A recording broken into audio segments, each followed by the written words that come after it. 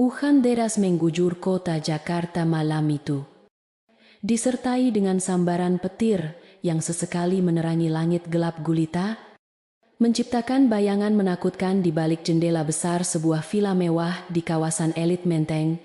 Suara guntur yang menggelegar seolah mewakili jeritan hati seorang wanita muda yang kini duduk terpaku di sofa ruang tamu yang dingin.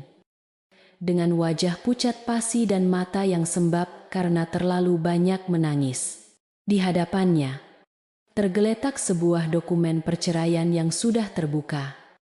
Menunggu goresan tinta terakhir untuk mengakhiri ikatan suci yang telah ia pertahankan dengan segenap jiwa dan raganya selama 3 tahun terakhir yang penuh dengan penderitaan.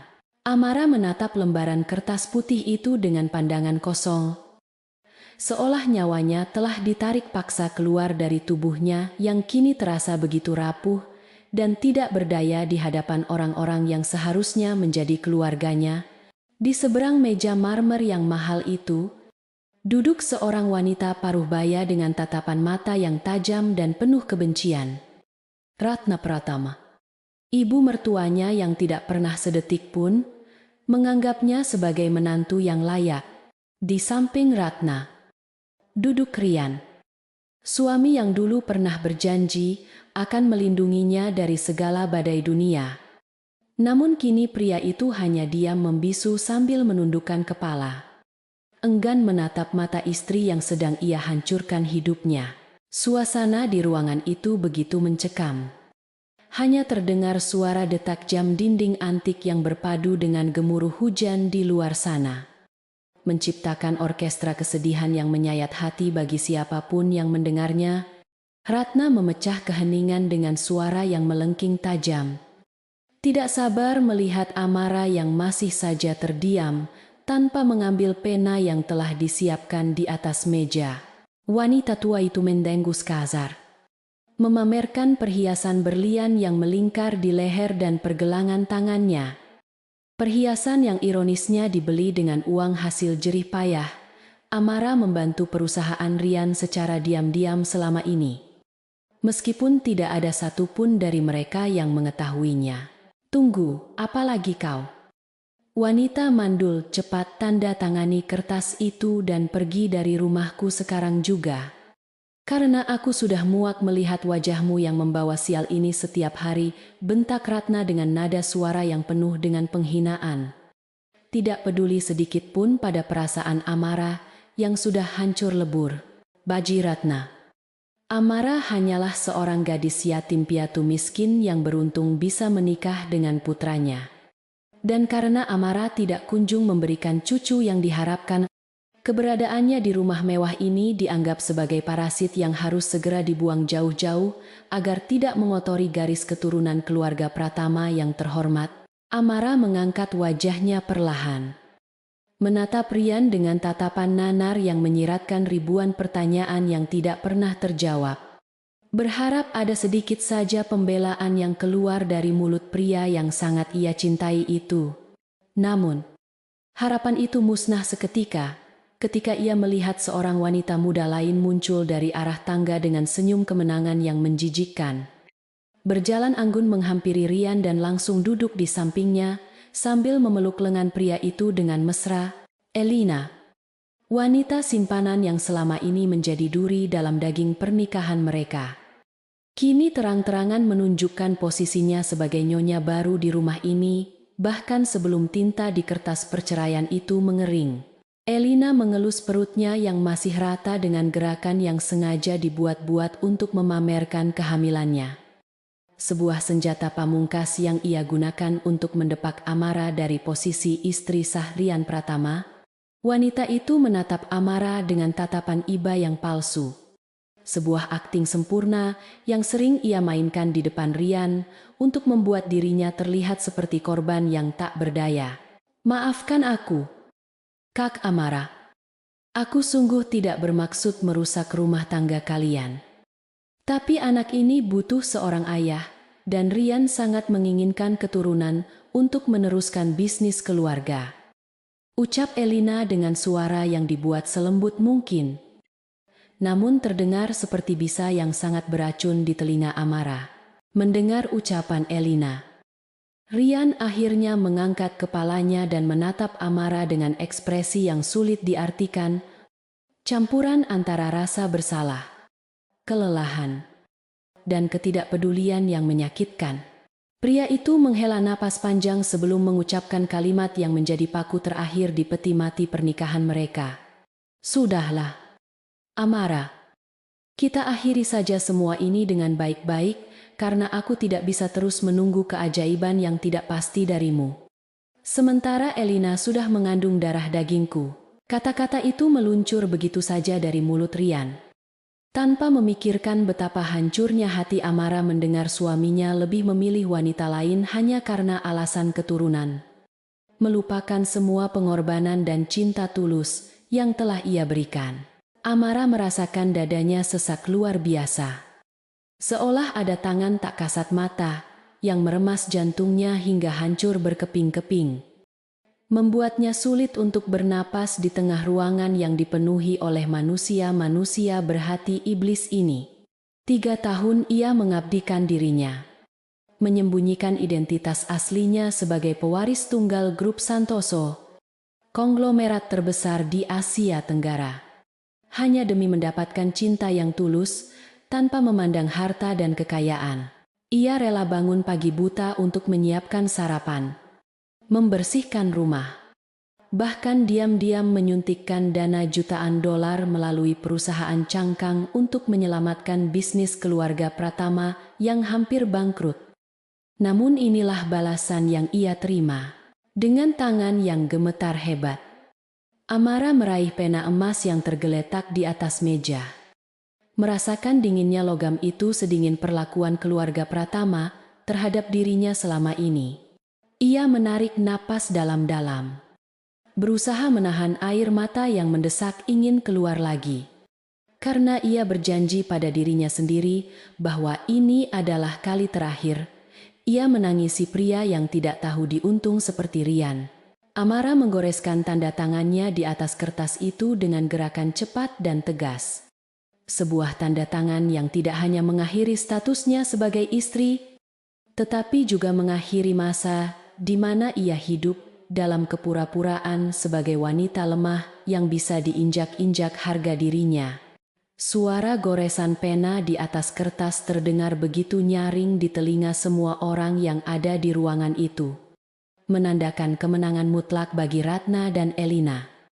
Namun mereka tidak menyadari bahwa itu adalah awal dari kehancuran mereka sendiri. Setelah selesai menandatangani dokumen itu, Amara meletakkan pena itu kembali dengan kasar. Lalu perlahan ia melepaskan cincin pernikahan bertahtakan berlian sederhana dari jari manisnya. Ia menatap cincin itu sejenak, mengenang janji manis yang pernah diucapkan Rian saat memakaikannya dulu. Sebelum akhirnya ia meletakkan cincin itu di atas dokumen perceraian sebagai simbol bahwa ia telah mengembalikan semua yang pernah diberikan pria itu padanya. Mulai detik ini, aku bukan lagi bagian dari keluarga Pratama. Dan aku pastikan kalian tidak akan pernah melihatku lagi sebagai wanita bodoh yang bisa kalian hina sesuka hati. Ucap Amara dengan suara yang tenang, namun mengandung aura dingin yang membuat suhu di ruangan itu seolah turun drastis. Ratna hanya tertawa mengejek mendengar ucapan itu, menganggapnya sebagai gertakan sambal dari seorang janda miskin yang baru saja diusir dari istana kemewahan. Baguslah kalau kau sadar diri. Jangan harap kau bisa membawa 1 sen pun dari harta anakku. Karena kau datang ke sini sebagai gembel, maka kau juga harus pergi sebagai gembel, seru Ratna dengan angkuh. Amara tidak menanggapi hinaan itu. Ia berdiri tegak dengan punggung lurus, memancarkan wibawa yang selama ini ia sembunyikan di balik topeng istri yang penurut. Ia membalikkan badan dan melangkah menuju pintu keluar utama yang besar dan berat, meninggalkan 3 orang manusia yang masih menatapnya dengan tatapan merendahkan. Setiap langkah yang diambil Amara terasa berat, namun juga membebaskan, seolah Ia sedang melepaskan rantai besi yang selama ini membelenggu kakinya, membiarkannya terbang bebas menuju langit luas yang selama ini ia rindukan. Ia tidak menoleh sedikit pun. Bahkan ketika suara tawa kemenangan Ratna dan Elina terdengar samar-samar di belakang punggungnya. Begitu pintu besar itu terbuka, angin kencang bercampur air hujan langsung menerpa wajah Amara, membasahi pakaian sederhananya dalam sekejap mata. Namun ia tidak peduli pada dingin yang menusuk tulang itu. Ia terus berjalan menembus hujan, membiarkan air langit itu menyamarkan air matanya yang akhirnya tumpah juga, membersihkan sisa-sisa kesedihan yang masih menempel di jiwanya. Amara berjalan menuju gerbang besi tinggi yang menjulang di depan sana. Gerbang yang selama ini menjadi batas antara dirinya dan dunia luar. Dan kini ia akan melewatinya untuk kembali menjadi dirinya yang sebenarnya. Sosok yang jauh lebih kuat dan menakutkan daripada yang bisa dibayangkan oleh keluarga Pratama. Di luar gerbang villa yang megah itu, sebuah mobil sedan mewah berwarna hitam mengkilap jenis Rolls-Royce Phantom. Keluaran terbaru sudah terparkir rapi di pinggir jalan, seolah sudah menunggu kedatangannya sejak lama. Mobil itu terlihat sangat kontras dengan suasana malam yang suram, memancarkan aura kekuasaan dan kekayaan yang tidak terbantahkan. Membuat siapapun yang melihatnya pasti akan bertanya-tanya, siapa pemilik kendaraan seharga miliaran rupiah itu? Seorang pria tua berjas rapi dengan rambut memutih keluar dari kursi pengemudi sambil membawa payung hitam besar. Bergegas menghampiri Amara yang sedang berdiri basah kuyup di trotoar jalan. Pria tua itu membungkuk hormat dengan sikap yang sangat sopan dan penuh takzim, seolah sedang menyambut seorang ratu yang baru saja kembali dari medan perang. Ia memayungi Amara dengan sigap, memastikan tidak ada lagi tetesan hujan yang mengenai tubuh majikannya. Sementara tatapan matanya memancarkan rasa sedih, sekaligus amarah melihat kondisi nona mudanya yang diperlakukan dengan sangat buruk. Nona muda Amara, maafkan saya, karena terlambat menjemput Anda. Tuan Besar sudah menunggu kabar dari Anda. Dan seluruh Dewan Direksi sudah siap menyambut kembalinya pewaris tunggal Santoso Group. Ucap pria tua itu dengan suara bergetar menahan emosi. Amara menatap wajah pria tua itu. Pak Hadi, kepala pelayan setia yang sudah mengabdi pada keluarganya sejak ia masih kecil. Satu-satunya orang yang tahu di mana ia berada selama 3 tahun terakhir ini. Senyum tipis namun dingin terukir di bibir Amara. Sebuah senyuman yang menandakan bahwa masa berkabungnya telah usai dan kini saatnya untuk memulai babak baru dalam hidupnya. Tidak apa-apa, Pak Hadi, waktunya sudah tepat. Bawa aku pulang. Aku harus mempersiapkan banyak hal untuk mengambil kembali apa yang seharusnya menjadi milikku. Dan memberi pelajaran pada mereka yang tidak tahu cara menghargai orang lain. Jawab Amara dengan nada tegas. Pak Hadi membukakan pintu belakang mobil dengan gerakan yang halus, mempersilakan Amara masuk ke dalam kabin yang hangat dan mewah. Jauh berbeda dengan dinginnya perlakuan yang baru saja ia terima di dalam villa tadi. Amara menghempaskan tubuhnya di jok kulit yang empuk. Merasakan kenyamanan yang sudah lama ia tinggalkan demi mengejar cinta buta yang pada akhirnya hanya memberinya luka. Di dalam mobil, ia melihat pantulan wajahnya di kaca jendela yang gelap. Wajah seorang wanita yang telah hancur, namun kini sedang menyusun kembali kepingan dirinya menjadi sesuatu yang lebih keras daripada berlian. Mobil mewah itu pun melaju perlahan membelah hujan, meninggalkan villa keluarga Pratama yang semakin lama semakin mengecil di kaca spion, membawa pergi rahasia besar yang akan mengguncang dunia bisnis Jakarta dalam waktu dekat. Di dalam villa, Rian masih duduk termenung menatap dokumen perceraian yang sudah ditandatangani, merasakan firasat buruk yang tiba-tiba menyergap hatinya. Seolah ia baru saja melakukan kesalahan terbesar dalam hidupnya. Namun, bisikan manja Elina dan omelan ibunya yang merayakan kepergian Amara segera menepis perasaan itu, membuatnya kembali tenggelam dalam ilusi kebahagiaan semu yang mereka ciptakan, tanpa menyadari bahwa badai yang sesungguhnya baru saja akan dimulai. Sementara itu, Amara mengeluarkan ponsel canggih dari dalam tasnya yang basah, sebuah benda yang selama ini ia sembunyikan dan tidak pernah ia aktifkan selama menjadi istri Rian. Ia menekan tombol power, dan layar ponsel itu menyala menampilkan logo emas Santoso Group. Diikuti dengan ratusan notifikasi pesan dan panggilan yang masuk bertubi-tubi dari para petinggi perusahaan di seluruh dunia. Jari jemarinya yang lentik menari di atas layar, mengetikkan sebuah pesan singkat kepada asisten pribadinya di kantor pusat, "Aku kembali. Siapkan berkas akuisisi dan hentikan semua aliran dana investasi ke Pratama Corp mulai besok pagi. Aku ingin melihat mereka merangkak." Amara meletakkan ponselnya kembali dan menatap keluar jendela. Melihat gemerlap lampu kota Jakarta yang seolah menyambut kedatangannya kembali ke singgasana kekuasaan yang sesungguhnya. Hujan yang turun malam itu bukan lagi simbol kesedihan baginya, melainkan air suci yang membasuh segala jejak masa lalunya yang kelam. Mempersiapkan jalan bagi kelahiran kembali seorang ratu bisnis yang tidak akan kenal ampun. Ia teringat kembali pada hinaan Ratna yang menyebutnya miskin dan tidak berguna, dan sebuah tawa kecil yang dingin lolos dari bibirnya. Tawa yang menjanjikan pembalasan dendam yang manis dan elegan. "Kalian pikir kalian telah membuang sampah?" gumau Amara Peleng. Matanya berkilat tajam memantulkan cahaya lampu jalanan. "Tapi sesungguhnya kalian baru saja melepaskan naga yang sedang tidur. Tunggu saja." Rian, Ibu Ratna, Elina, aku akan membuat kalian berlutut dan memohon ampun dengan air mata darah.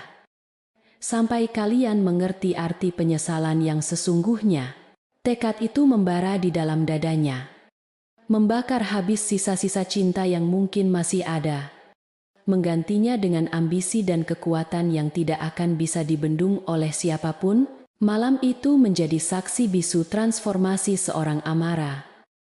Dari seorang istri yang teraniaya menjadi seorang penguasa yang memegang kendali atas nasib banyak orang, termasuk nasib keluarga mantan suaminya. Roda nasib telah berputar, dan kali ini Amara yang akan memegang kemudinya, mengarahkan takdir menuju keadilan yang harus ditegakkan dengan cara apapun. Jakarta akan segera gempar dengan kembalinya sang putri mahkota yang hilang. Dan bagi mereka yang pernah menyakitinya, neraka dunia baru saja membuka pintunya lebar-lebar untuk menyambut kedatangan mereka.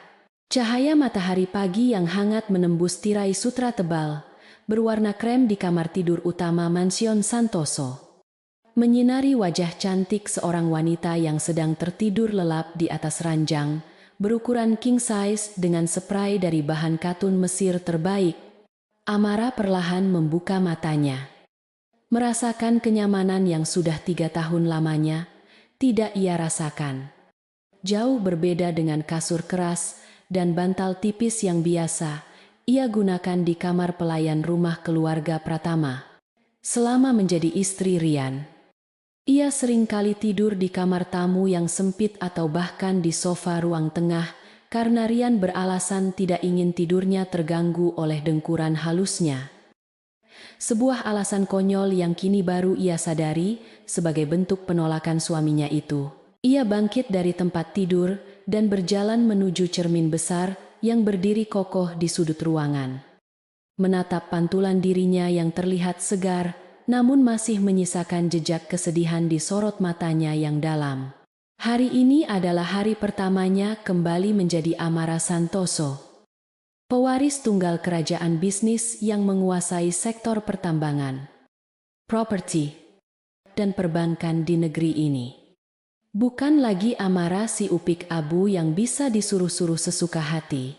Ia menyentuh wajahnya sendiri, Seolah meyakinkan dirinya bahwa mimpi buruk itu telah berakhir dan kini ia memiliki kekuatan penuh untuk menentukan nasibnya sendiri tanpa harus bergantung pada belas kasihan orang lain yang tidak punya hati.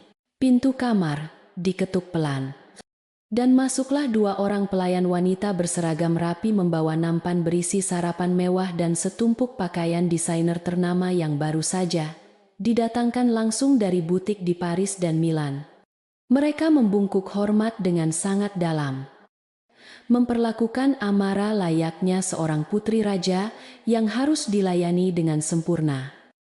Sebuah kontras yang tajam dengan perlakuan Ibu Ratna yang selalu meneriakinya setiap pagi untuk menyiapkan kopi. "Selamat pagi, Nona muda.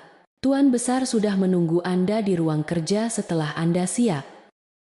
Dan jadwal pertemuan dengan Dewan Direksi sudah diatur ulang sesuai perintah Anda semalam," lapor salah satu pelayan dengan suara lembut. Amara mengangguk pelan sambil menyesap teh herbal hangat yang disajikan. Merasakan aroma melati yang menenangkan saraf-sarafnya yang tegang. Mempersiapkan mentalnya untuk kembali terjun ke dunia bisnis yang penuh dengan intrik dan persaingan ketat. Ia memilih sebuah setelan blazer berwarna merah marun dengan potongan tajam yang membalut tubuh rampingnya dengan sempurna.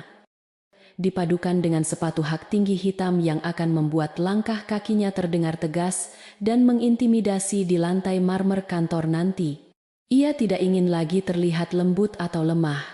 Warna merah ini adalah simbol keberanian dan peringatan bagi siapa saja yang berani menghalanginya bahwa darah Santoso yang mengalir di tubuhnya tidak bisa diremehkan. Setelah selesai bersiap, Amara turun ke lantai bawah, di mana sebuah mobil limusin anti peluru sudah menunggunya di depan lobi mansion yang megah. Dikawal oleh dua mobil SUV hitam berisi pengawal pribadi yang siap melindunginya dari segala ancaman. Perjalanan menuju kantor pusat Santoso Group di kawasan bisnis Segitiga Emas Jakarta terasa begitu singkat. Karena pikirannya dipenuhi dengan strategi untuk menghancurkan Pratama Corp secara perlahan, namun menyakitkan. Ia menatap gedung pencakar langit setinggi 50 lantai milik keluarganya yang menjulang menantang langit. Sebuah simbol kekuasaan yang selama ini ia tinggalkan demi mengejar cinta seorang pria biasa yang ternyata tidak berharga. Kedatangan Amara di lobi utama Santoso Tower menciptakan kehebohan tersendiri.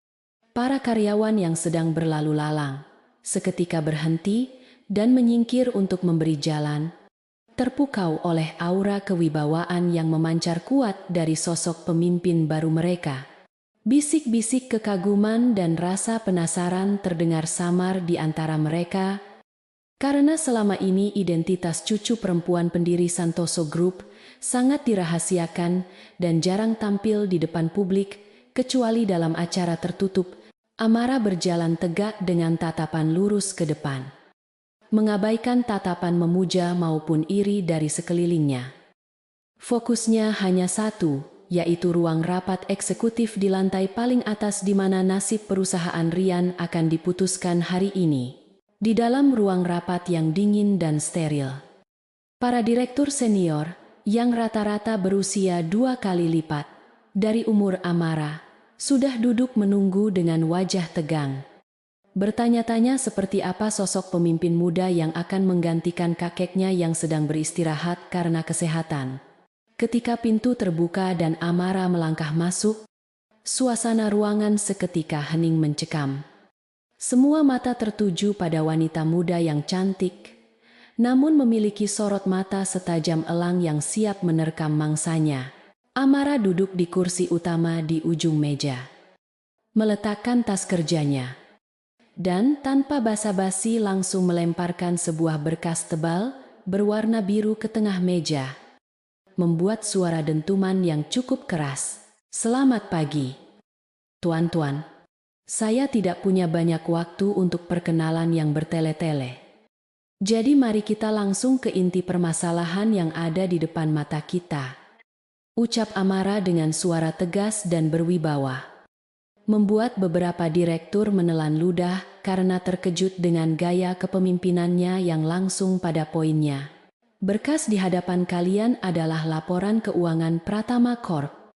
Sebuah perusahaan menengah yang selama 3 tahun terakhir ini menerima suntikan dana investasi bayangan dari salah satu anak perusahaan kita tanpa jaminan yang jelas. Mulai hari ini, saya perintahkan untuk menghentikan semua aliran dana itu. Bekukan aset mereka yang terkait dengan kita. Dan tarik semua pinjaman yang jatuh tempo minggu ini. Seorang direktur keuangan yang berbadan gemuk mencoba mengajukan keberatan dengan suara ragu-ragu, takut menyinggung perasaan atasan barunya, namun juga khawatir dengan dampak pemutusan kontrak sepihak yang mendadak. Tapi Nona marah. Pratama Corp sedang dalam proses pengerjaan proyek perumahan yang cukup besar. Jika kita tarik dana sekarang, mereka akan kolaps total dan kita mungkin akan kehilangan sebagian modal yang sudah tertanam di sana. Pria itu menyeka keringat dingin di dahinya. Tidak tahu bahwa dana investasi itu sebenarnya adalah uang pribadi Amara yang ia salurkan diam-diam untuk membantu suaminya. Dan kini ia berhak menariknya kembali kapan saja ia mau. Amara tersenyum miring. Sebuah senyuman yang lebih menakutkan daripada kemarahan yang meledak-ledak, membuat direktur itu segera menundukkan kepalanya dan tidak berani menatap mata sang pimpinan. Justru itu tujuannya. Pak Hartono, saya ingin mereka kolaps. Saya ingin mereka merasakan bagaimana rasanya berada di titik nol tanpa ada tangan yang membantu mengenai kerugian modal. Anggap saja itu biaya sedekah yang salah sasaran selama 3 tahun ini. Dan perusahaan kita tidak akan bangkrut hanya karena kehilangan uang receh seperti itu. Keputusan Amara sudah bulat dan tidak bisa diganggu-gugat. Ia ingin melihat seberapa hebat Rian bertahan tanpa bantuan istri mandul yang selama ini ia hina. Sementara itu, di kediaman keluarga Pratama, suasana pagi itu tampak cerah, namun menyimpan bom waktu yang siap meledak, kapan saja tanpa mereka sadari sedikit pun. Ratna sedang menikmati sarapan paginya dengan perasaan riang gembira. Merasa beban hidupnya telah hilang seiring dengan perginya Amara dari rumah itu semalam. Ia memuji-muji Elina yang kini duduk di samping Rian, menuangkan kopi dan mengambilkan roti dengan gaya manja yang dibuat-buat.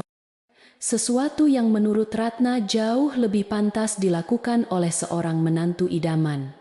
Lihatlah, rumah ini terasa lebih segar dan berkelas tanpa kehadiran wanita pembawa sial itu. Elina, kau harus segera merenovasi kamar utama. Buang semua barang bekas Amara, seru Ratna bersemangat. Rian hanya tersenyum tipis menanggapi celotehan ibunya.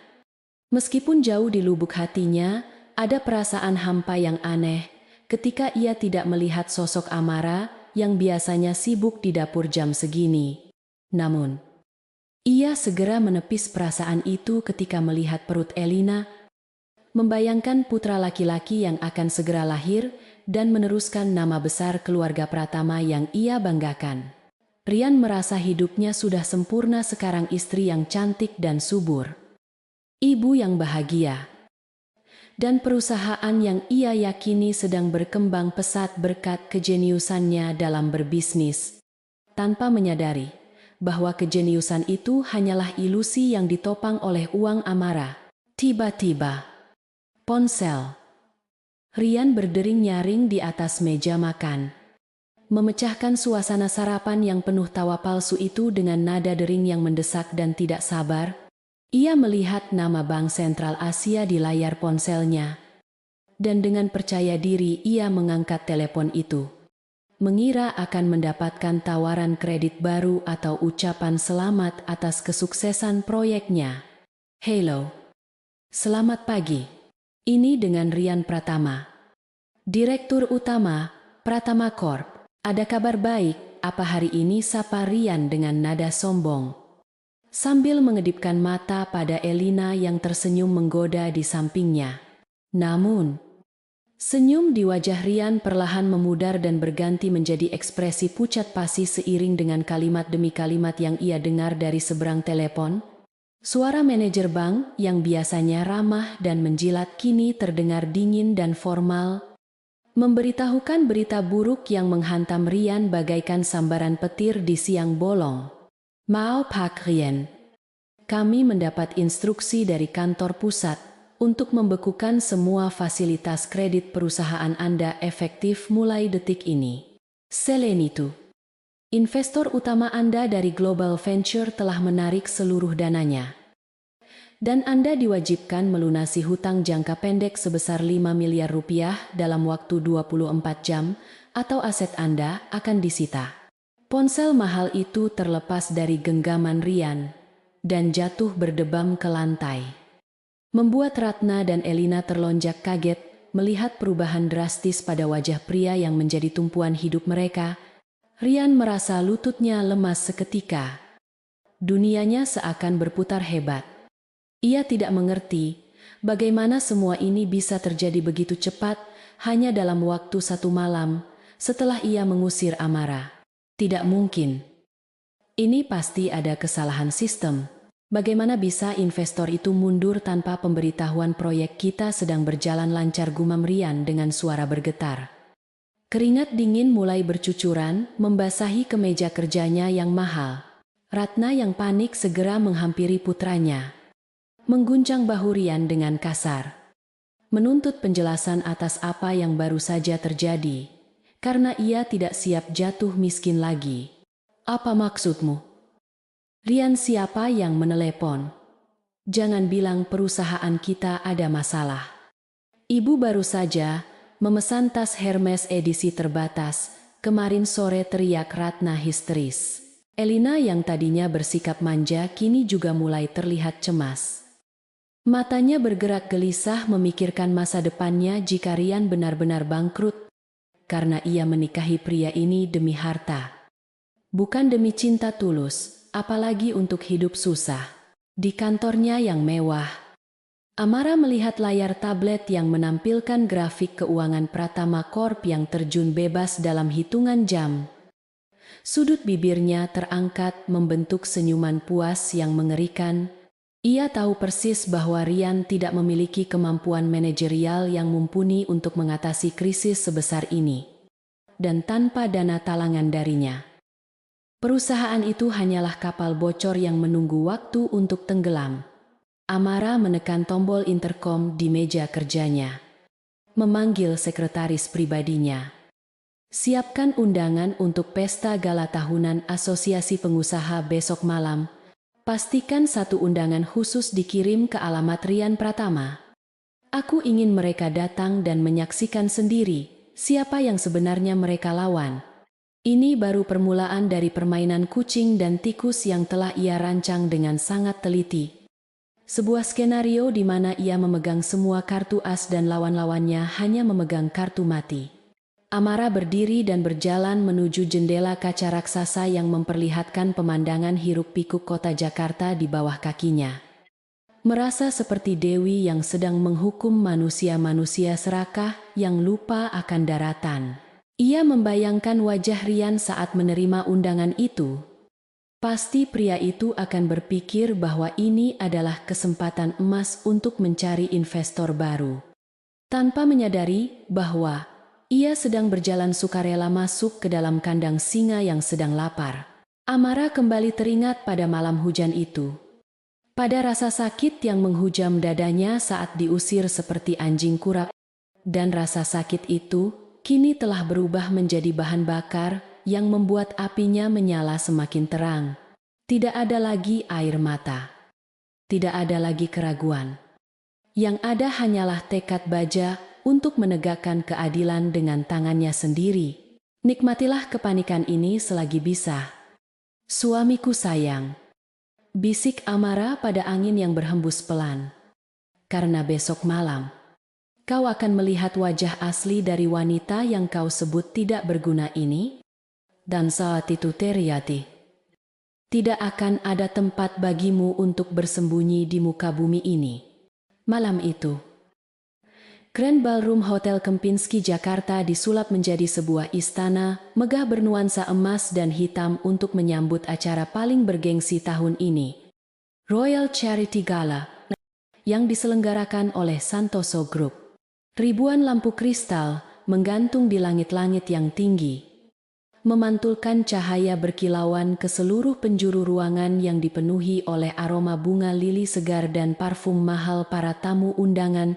Deretan mobil mewah dari berbagai merek ternama seperti Ferrari, Lamborghini, hingga Rolls-Royce mengantre panjang di lobi utama, menurunkan para konglomerat, selebriti papan atas, dan pejabat tinggi negara yang berlomba-lomba memamerkan kekayaan mereka malam itu. Di antara kerumunan elit tersebut, sebuah sedan Mercedes-Benz yang sedikit lebih tua tampak menepi dengan canggung, membawa penumpang yang nasibnya sedang berada di ujung tanduk, namun berusaha keras untuk terlihat relevan di tengah gemerlapnya pesta kaum jet set ini. Rian Pratama melangkah keluar dari mobil dengan setelan jas tuxedo hitam yang ia sewa terburu-buru sore tadi, berusaha menutupi kegugupan yang melanda hatinya dengan memasang senyum percaya diri yang palsu. Di sampingnya, Elina menggandeng lengan Rian dengan erat. Mengenakan gaun malam berwarna merah menyala dengan belahan dada rendah yang ia beli menggunakan kartu kredit yang kini sudah over limit. Elina memandang sekeliling dengan mata berbinar penuh ambisi, membayangkan dirinya menjadi pusat perhatian dan dipuja oleh para fotografer, tanpa menyadari bahwa dandanan mencoloknya justru terlihat norak dan murahan di mata para sosialitas sejati yang hadir malam itu. Sayang, lihatlah semua orang ini. Ini adalah kesempatan emas kita untuk mendapatkan investor baru pengganti Global Venture, bisik Elina penuh semangat di telinga Rian. Rian mengangguk kaku. Matanya bergerak liar memindai kerumunan tamu untuk mencari sosok-sosok potensial yang bisa ia dekati demi menyelamatkan perusahaannya yang sedang sekarat kehabisan darah segar. Undangan misterius yang ia terima kemarin pagi dianggapnya sebagai pertolongan dari langit, sebuah sinyal bahwa Pratama Corp masih diperhitungkan di kancah bisnis nasional. Meskipun baru saja kehilangan pendanaan utama, namun jauh di lubuk hatinya yang paling dalam, ada perasaan tidak nyaman yang terus menghantuinya sejak ia melangkahkan kaki ke dalam gedung ini. Seolah ada sepasang mata, tak kasat mata, yang sedang mengawasinya dari kegelapan, menunggu saat yang tepat untuk menerkam dan menghabisi sisa-sisa harga dirinya yang sudah retak. Suasana di dalam ballroom begitu hidup dengan alunan musik orkestra klasik yang dimainkan secara langsung, mengiringi percakapan basa-basi para tamu yang saling membanggakan pencapaian bisnis dan koleksi barang mewah terbaru mereka. Rian dan Elina mencoba membaur, menyapa beberapa rekan bisnis lama yang mereka kenal. Namun respons yang mereka terima sangatlah dingin dan canggung. Seolah berita tentang masalah keuangan, Pratama Corp sudah menyebar seperti virus di kalangan elit ini. Beberapa orang bahkan terang-terangan memalingkan wajah saat melihat kedatangan mereka, membuat senyum di wajah Rian semakin kaku dan keringat dingin mulai merembes di balik kerah kemejanya yang terasa mencekik leher.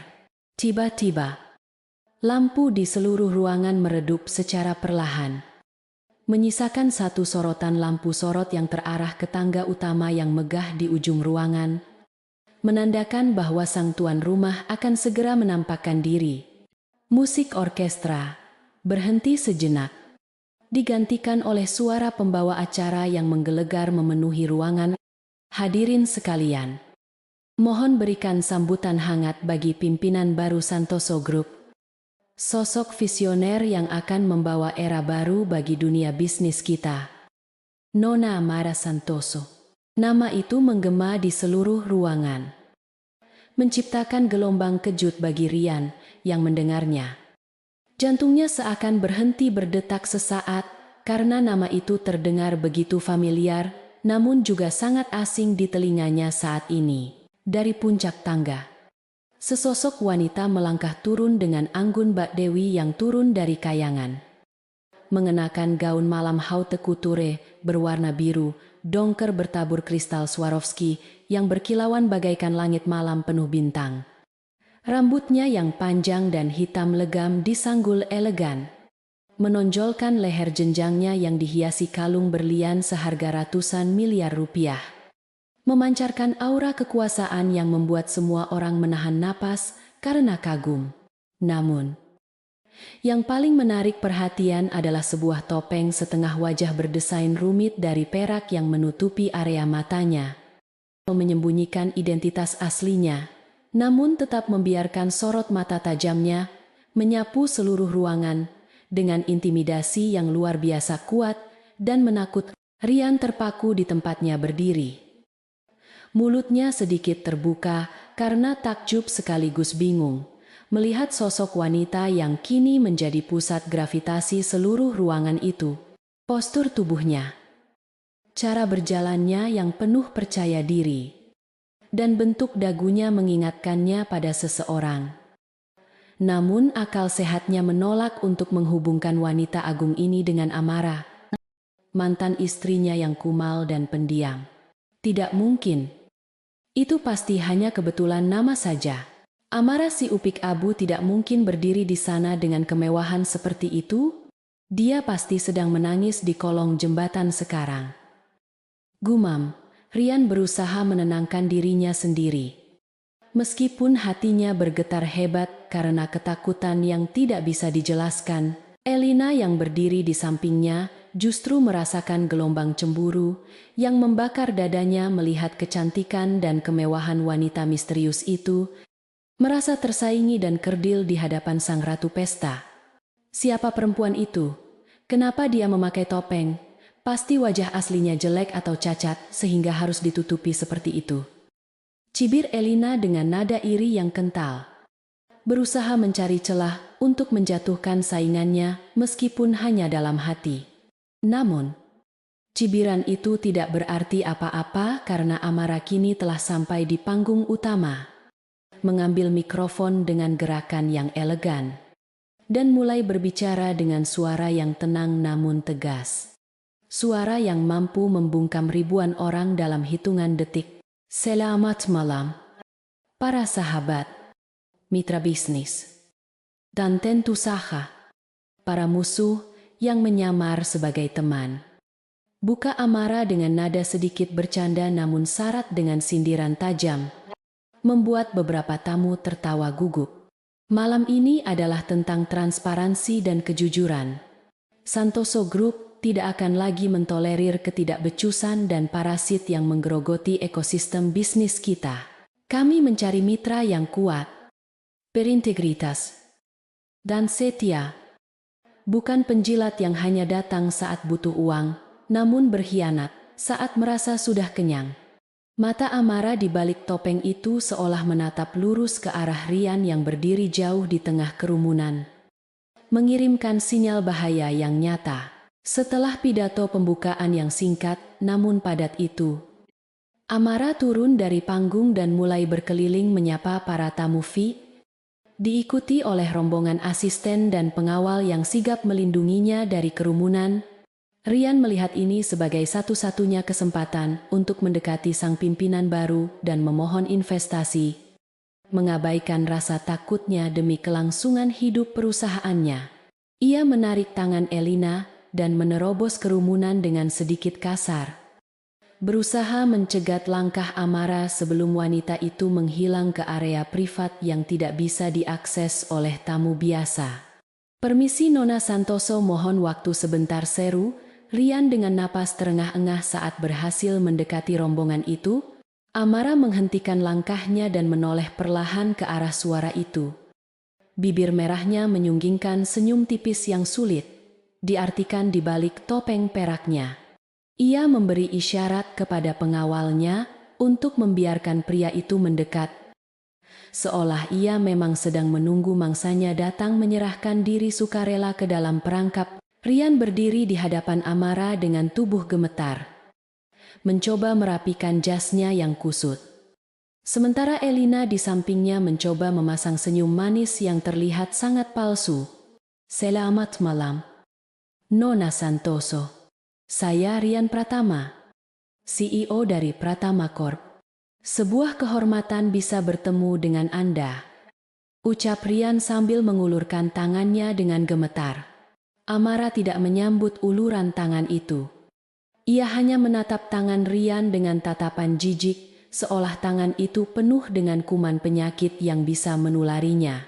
Keheningan yang canggung terjadi selama beberapa detik, membuat wajah Rian memerah karena malu di hadapan banyak orang yang menonton interaksi tersebut.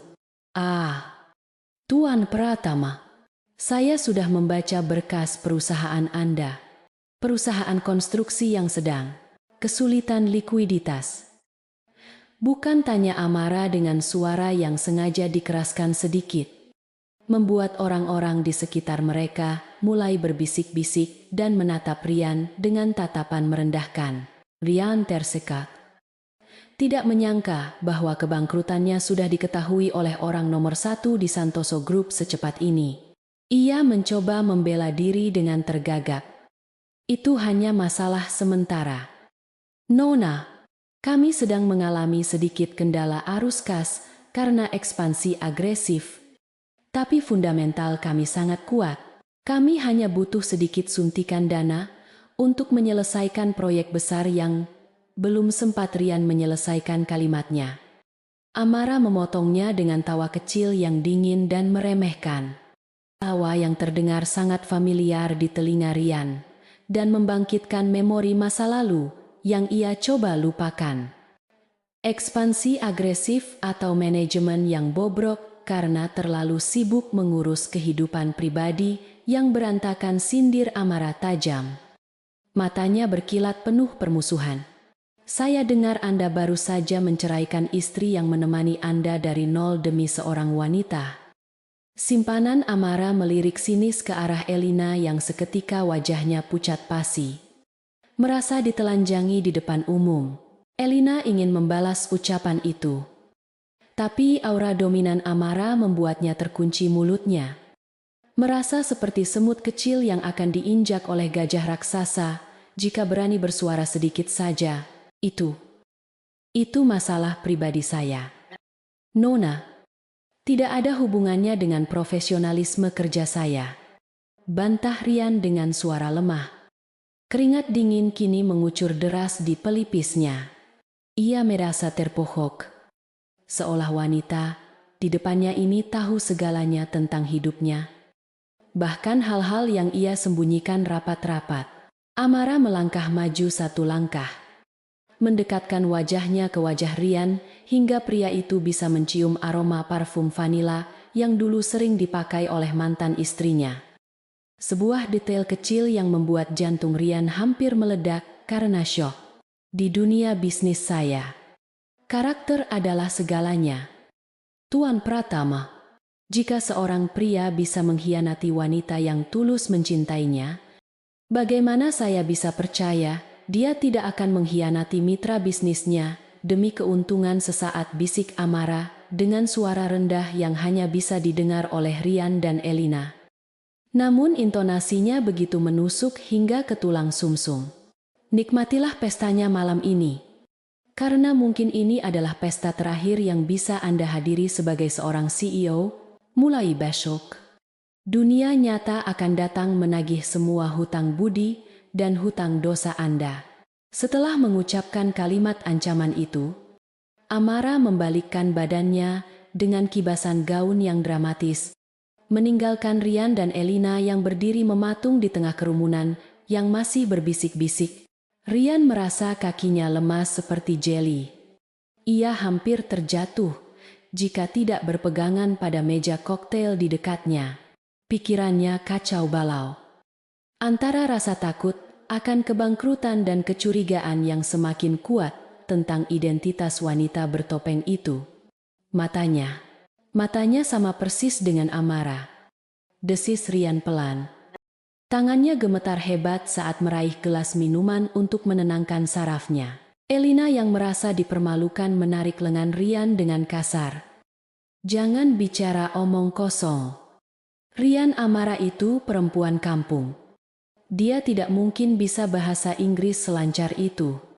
Apalagi punya aura seperti ratu. Perempuan itu pasti hanya orang kaya sombong yang suka ikut campur urusan orang lain. Ayo kita pulang. Aku tidak tahan berada di sini. Elina merenggek minta pulang. Tapi Rian masih menatap punggung Amara yang menjauh. Rasa penasarannya kini bercampur dengan ketakutan purba bahwa karma yang selama ini ia abaikan akhirnya datang untuk menuntut balas dalam wujud yang paling mengerikan. Malam itu menjadi mimpi buruk bagi pasangan Pratama, namun menjadi panggung kemenangan awal bagi Amara. Dari balkon lantai 2, Amara melepas topeng peraknya perlahan, menampilkan wajah aslinya yang penuh dengan kepuasan dingin. Ia melihat ke bawah, melihat Rian yang sedang menyeret Elina keluar dari ballroom dengan wajah hancur. Dan ia tahu bahwa umpannya telah dimakan. Ikan sudah terjerat kail. Dan sekarang tinggal menunggu waktu untuk menariknya ke daratan dan membiarkannya menggelepar kehabisan napas. Permainan baru saja dimulai. Sayang, bersiaplah untuk ronde berikutnya yang akan jauh lebih menyakitkan. Gumam Amara sambil menyesap champagne-nya. Merayakan langkah pertama dari skenario kehancuran yang telah ia tulis dengan tinta dendam pagi itu di kantor pusat Pratama Corp. Suasana suram dan menyesakkan dada menyelimuti seluruh ruangan kerja Rian yang berantakan dengan tumpukan berkas tagihan jatuh tempo yang menggunung di atas meja mahoni miliknya. Rian duduk terkulai lemas di kursi kerjanya dengan wajah kusut dan mata yang dipenuhi garis-garis merah akibat kurang tidur. Kepalanya terasa sakit memikirkan nasib perusahaan yang berada di ujung tanduk kebangkrutan total. Tiba-tiba, telepon interkom di meja kerjanya berdering nyaring dengan nada mendesak, memecah keheningan yang mencekam. Dan sekretarisnya memberitahukan bahwa ada panggilan penting dari kantor pusat Santoso Group yang ingin berbicara langsung dengannya. Jantung Rian berdegup kencang penuh harap sekaligus cemas. Ia segera menyambar gagang telepon itu dengan tangan gemetar. Berharap ini adalah tali penyelamat yang dilemparkan Tuhan untuk menariknya keluar dari lubang kehancuran yang semakin dalam ini. 1 jam kemudian, Rian dan ibunya, Ratna, tiba di lobi megah Santoso Tower dengan penampilan terbaik yang bisa mereka usahakan. Membawa serta setumpuk dokumen proposal bisnis yang telah mereka revisi semalaman suntuk demi mendapatkan persetujuan pendanaan. Mereka disambut oleh seorang pria paruh baya berwajah kaku dan berkacamata tebal yang memperkenalkan dirinya sebagai Wijaya, Kepala Divisi Hukum dan Investasi Khusus yang ditunjuk langsung oleh pimpinan untuk menangani kasus mereka secara eksklusif. Wijaya membawa mereka masuk ke dalam sebuah ruang rapat privat yang dindingnya terbuat dari kaca satu arah, di mana tanpa sepengetahuan mereka, Amara sedang berdiri diam di balik kaca itu mengamati setiap gerak-gerik mantan suami dan ibu mertuanya dengan tatapan dingin dan menusuk. Amara memegang secangkir kopi hitam di tangannya, menikmati pemandangan dua manusia serakah yang kini terlihat seperti tikus kecil yang masuk sukarela ke dalam perangkap yang telah ia siapkan dengan sangat rapi. Wijaya meletakkan sebuah dokumen kontrak tebal bersampul kulit hitam di atas meja, menatap Rian dan Ratna dengan tatapan datar tanpa emosi. Lalu mulai menjelaskan persyaratan yang diajukan oleh Santoso Group untuk mencairkan dana talangan miliaran rupiah tersebut.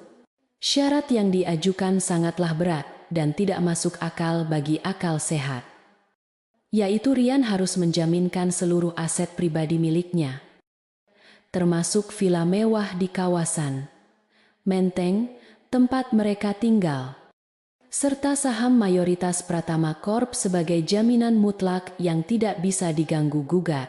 Selain itu, terdapat klausul tambahan yang sangat agresif yang menyatakan bahwa jika terjadi keterlambatan pembayaran cicilan bunga 1 hari saja, maka seluruh aset jaminan akan otomatis beralih kepemilikan menjadi milik Santoso Group tanpa perlu melalui proses pengadilan yang panjang. Ini adalah sebuah perjanjian iblis yang dirancang khusus untuk mencekik leher mereka secara perlahan, namun dikemas dalam bahasa hukum yang rumit. Rian membaca klausul demi klausul dengan kening berkerut dalam. Tangannya berkeringat dingin membasahi kertas saat menyadari betapa berisikonya pertaruhan yang sedang ia hadapi saat ini demi menyelamatkan perusahaan warisan ayahnya. Namun, Ratna yang duduk di sampingnya justru menatap angka nominal pinjaman yang tertera di halaman depan dengan mata berbinar-binar penuh keserakahan. Membayangkan tas-tas bermerek, mobil baru, dan pesta sosialita yang bisa kembali ia nikmati.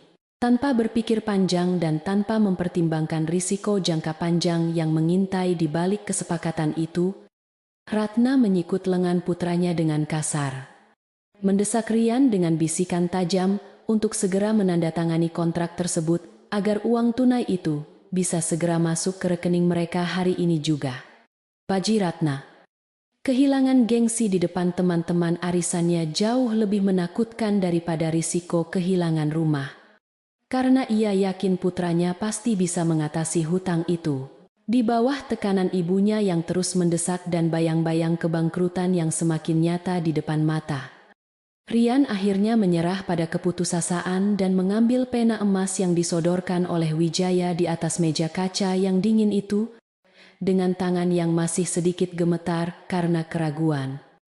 Ia membubuhkan tanda tangannya di atas materai, meresmikan penjualan kebebasannya kepada pihak yang menyamar sebagai malaikat penolong di saat kritis. Suara goresan pena itu terdengar sangat nyaring di telinga Amara yang mendengarkan melalui pengeras suara di ruangan sebelah. Sebuah suara kemenangan yang menandakan bahwa ikan besar telah memakan umpan beracun yang ia tebar dengan sempurna. Rian menghela napas panjang setelah menandatangani berkas itu. Merasa lega sejenak karena masalah likuiditasnya teratasi. Tanpa menyadari bahwa ia baru saja menandatangani surat eksekusi kematian bagi masa depan bisnisnya sendiri di tangan mantan istrinya. Sementara itu, Elina yang tidak dilibatkan dalam pertemuan penting tersebut merasa sangat gelisah di apartemen Rian ketika mendengar kabar tentang kesepakatan yang baru saja dibuat dengan pihak Santoso Group yang terdengar terlalu mudah dan mencurigakan.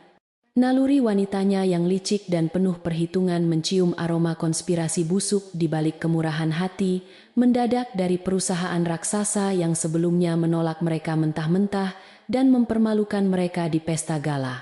Elina merasa ada yang tidak beres dengan sosok Nona Amara yang misterius itu, dan rasa curiga itu semakin menggerogoti pikirannya seperti rayap, membuatnya tidak bisa tidur tenang, memikirkan kemungkinan terburuk yang bisa menimpa dirinya dan calon bayinya.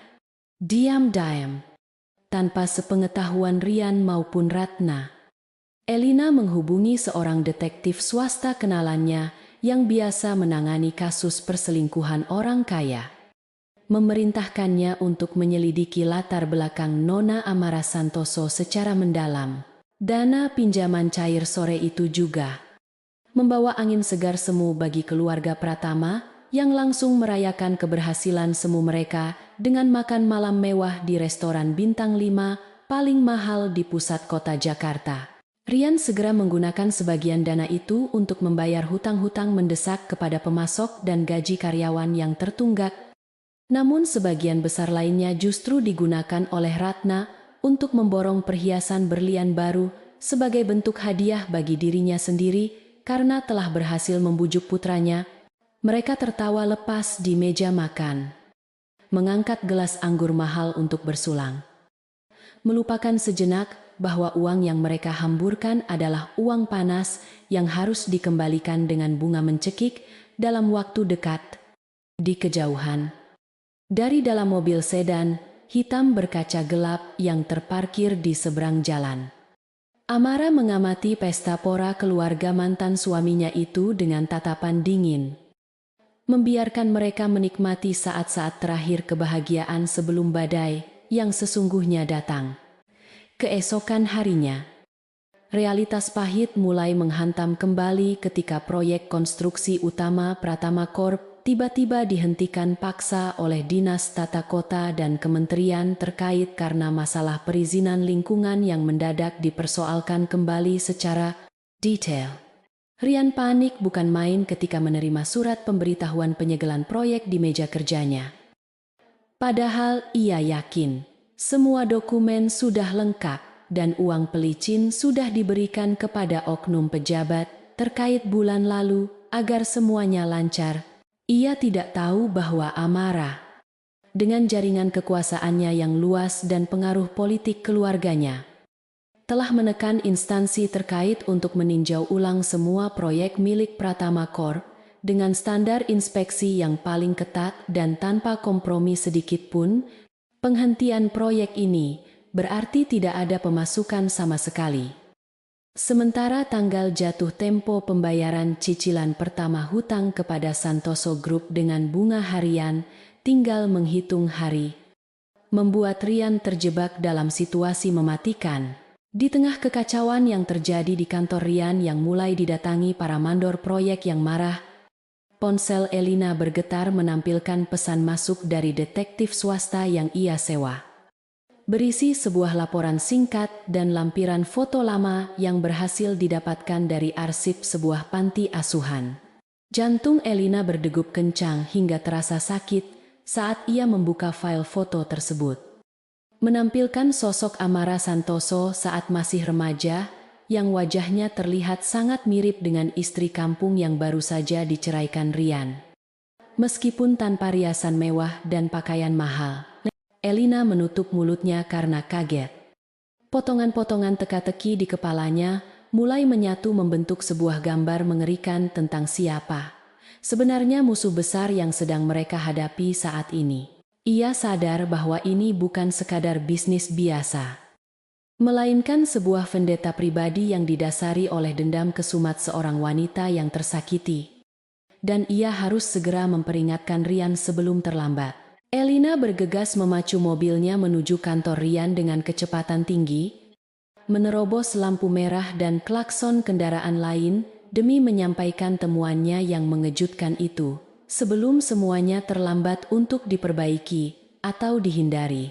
Namun, di lantai paling atas Santoso Tower yang sunyi dan dingin, Amara sedang berdiri tegak menatap kalender digital di dinding, menandai tanggal hari ini sebagai hari dimulainya eksekusi aset tahap pertama sesuai klausul kontrak yang telah dilanggar akibat kegagalan operasional proyek Rian.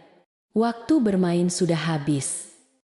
Rian, sekarang saatnya kau merasakan bagaimana rasanya kehilangan tempat berteduh di tengah badai. Sama seperti yang kau lakukan padaku malam itu. Gumam Amara dengan suara rendah, sambil menekan tombol interkom untuk memerintahkan tim legalnya bergerak menuju lokasi penyitaan. Langit Jakarta di luar sana mulai mendung gelap. Seolah alam semesta pun turut mendukung rencana pembalasan dendam sang wanita yang bangkit dari rasa sakitnya. Elina menerobos masuk ke dalam ruangan kerja Rian dengan napas terengah-engah, melemparkan tas mahalnya ke sofa dengan kasar. Wajahnya yang biasanya penuh dengan riasan sempurna kini terlihat berantakan oleh keringat dingin dan kepanikan yang nyata. Ia baru saja mendapatkan informasi dari detektif swasta bahwa Amara Santoso adalah wanita yang sama dengan mantan istri Rian. Namun otak liciknya segera memutar fakta itu menjadi sebuah senjata untuk menyerang balik sebelum mereka dihancurkan sepenuhnya. Elina menghampiri Rian yang sedang stres memijit pelipisnya.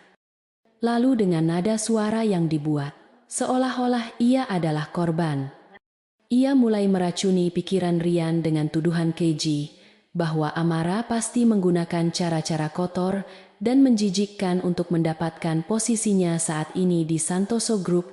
Ia meyakinkan Rian bahwa tidak mungkin seorang wanita desa yang polos tiba-tiba menjadi CEO tanpa menjual diri pada para petinggi perusahaan.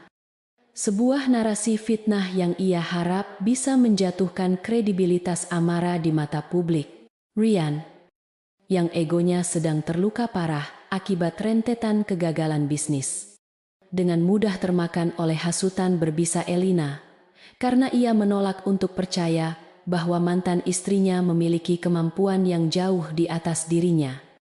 Ratna yang juga berada di sana segera menyambar ide tersebut dengan semangat menggebu. Matanya berbinar jahat, membayangkan skandal besar yang akan menghancurkan nama baik keluarga Santoso dan membuat Amara diusir dari posisinya dengan memalukan mereka bertiga. Dalam keputusasaan yang menyedihkan, mulai menyusun rencana busuk untuk menyebarkan rumor liar kepada media massa menjelang konferensi pers besar yang akan diadakan oleh Santoso Group siang ini. Mereka menghubungi seorang jurnalis tabloid gosip bayaran yang terkenal, tidak memiliki etika, memberikan informasi eksklusif palsu tentang masa lalu kelam sang CEO baru. Berharap hal itu akan memicu badai yang bisa menyelamatkan muka mereka dari kehancuran finansial.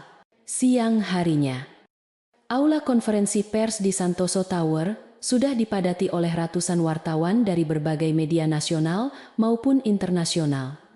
Kamera-kamera menyala siap merekam setiap detik momen peluncuran proyek Nusantara Future yang digadang-gadang akan mengubah wajah ekonomi Indonesia. Amara berdiri di belakang panggung, memantau layar monitor yang menampilkan keramaian di luar sana. Sementara asisten pribadinya membisikkan laporan tentang adanya pergerakan mencurigakan dari beberapa oknum wartawan yang diduga suruhan pihak lawan, Amara hanya tersenyum tipis. Senyuman yang penuh dengan ketenangan mematikan. Karena ia sudah memprediksi langkah murahan seperti ini akan diambil oleh orang-orang yang terdesak seperti Rian dan Elina. Bukannya takut. Ia justru telah menyiapkan hadiah balasan yang jauh lebih spektakuler untuk menyambut serangan fitnah tersebut. Sebuah kejutan yang akan menelanjangi kemunafikan mereka di hadapan seluruh negeri secara langsung ketika Amara naik ke atas panggung dengan langkah tegap dan penuh wibawa. Kilatan lampu kamera meledak seperti badai cahaya. Namun ia tidak bergeming sedikit pun dan langsung menguasai panggung dengan harisma alaminya yang memukau. Ia mulai memaparkan visi dan misi perusahaan dengan bahasa yang lugas dan cerdas, membuat para investor yang hadir mengangguk kagum. Sampai tiba saatnya sesi tanya jawab yang sudah ditunggu-tunggu oleh sang jurnalis bayaran. Pria kurus dengan wajah licik itu langsung mengangkat tangan dan tanpa basa-basi melontarkan pertanyaan yang sangat menyerang dan tidak sopan tentang asal-usul kekayaan Amara serta rumor hubungan gelapnya dengan mendiang pendiri perusahaan. Suasana di ruangan itu seketika hening mencekam. Semua mata tertuju pada Amara, menunggu reaksi kemarahan atau kegugupan dari sang CEO muda. Namun yang mereka dapatkan hanyalah tawa kecil yang elegan dan sorot mata yang menantang. Pertanyaan yang menarik. Bung, bicara soal moralitas dan kejujuran, saya rasa publik berhak tahu siapa sebenarnya yang sedang bermain api di sini? Jawab Amara dengan tenang sambil menekan tombol kecil di podiumnya. Tiba-tiba, layar LED raksasa di belakangnya yang semula menampilkan grafik saham berubah menjadi tampilan slide foto dan video berkualitas tinggi yang membuat seluruh hadirin terperangah kaget. Layar itu menampilkan bukti-bukti perselingkuhan Rian dan Elina yang diambil jauh sebelum perceraian terjadi. Foto-foto mesra mereka di hotel, tagihan belanja mewah menggunakan uang perusahaan, hingga rekaman CCTV saat mereka merencanakan cara untuk mengusir Amara dari rumah. Tanggal yang tertera di setiap bukti itu dengan jelas menunjukkan bahwa Rian telah mengkhianati pernikahannya saat Amara masih berjuang sendirian mengurus rumah tangga dan membantu bisnisnya secara diam-diam. Tidak berhenti di situ. Slide berikutnya menampilkan dokumen hukum resmi dari kepolisian luar negeri yang mengungkap identitas asli Elina sebagai seorang penipu ulung yang pernah terlibat kasus penggelapan dana di Singapura 3 tahun lalu dengan nama samaran yang berbeda. Data-data itu terpampang jelas foto penahanan, catatan kriminal, dan modus operandinya dalam menjerat pria-pria kaya untuk dikuras hartanya sebelum ditinggalkan begitu saja saat bangkrut. Ruangan konferensi pers itu seketika berubah menjadi pasar yang riuh. Para wartawan berebut mengabadikan bukti-bukti skandal tersebut. Sementara si jurnalis bayaran tadi menyusut ketakutan di kursinya. Menyadari bahwa ia telah salah memilih lawan, Amara telah membalikkan keadaan dengan sempurna. Mengubah upaya pembunuhan karakter terhadap dirinya menjadi panggung eksekusi publik bagi Ryan dan Elina, yang kini tidak punya tempat untuk menyembunyikan wajah busuk mereka. Di kantor Pratama Corp yang sepi, Ryan menyaksikan siaran langsung konferensi pers itu dari televisi di ruang rapatnya dengan tubuh yang membeku. Wajahnya pucat pasi seolah darah telah berhenti mengalir di nadinya. Ia melihat dengan mata kepalanya sendiri bagaimana aibnya dipertontonkan ke seluruh dunia. Bagaimana wanita yang ia banggakan di sampingnya ternyata adalah seorang kriminal buronan yang hanya memanfaatkannya sebagai sapi perah. Ryan menoleh perlahan ke arah Elina yang duduk di sebelahnya. Wanita itu kini gemetar hebat dengan wajah ketakutan. Air mata buaya yang biasa ia gunakan tidak lagi mempan untuk menutupi kebenaran yang sudah telanjang di depan mata. Ratna yang menyaksikan hal itu langsung jatuh pingsan di kursinya. Tidak kuat menanggung rasa malu, karena menyadari bahwa menantu kesayangannya adalah seorang penipu. Sementara menantu yang ia buang adalah permata yang sesungguhnya. Ponsel Ryan mulai berdering hila-hilan. Kali ini bukan dari investor yang marah, tetapi dari para pemegang saham minoritas dan mitra bisnis yang menuntut penjelasan serta pembatalan kontrak kerjasama secara sepihak akibat skandal moral yang memalukan ini. Saham Pratama Corp yang sudah lemah langsung terjun bebas ke titik terendah dalam sejarah.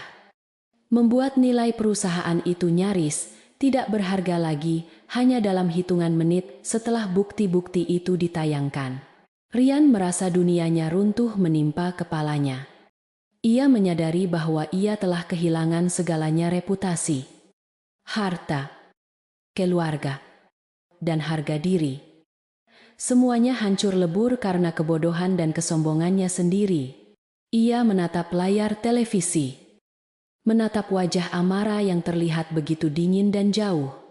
Dan untuk pertama kalinya, rasa penyesalan yang teramat sangat menghantam ulu hatinya, hingga ia merasa sesak napas. Ryan teringat kembali pada masa-masa di mana Amara selalu menyambutnya pulang kerja dengan senyum tulus dan segelas air hangat.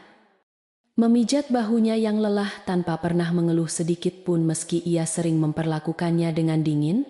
Ia menyadari betapa bodohnya dirinya telah membuang seorang istri yang setia dan memiliki segalanya demi seorang wanita palsu yang hanya membawa kehancuran dan aib bagi nama baik keluarganya.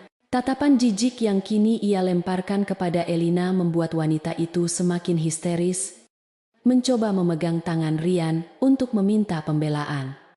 Namun Ryan menepisnya dengan kasar dan penuh amarah. "Jangan sentuh aku. Penipu, kau hancurkan hidupku. Kau bilang kau mencintaiku.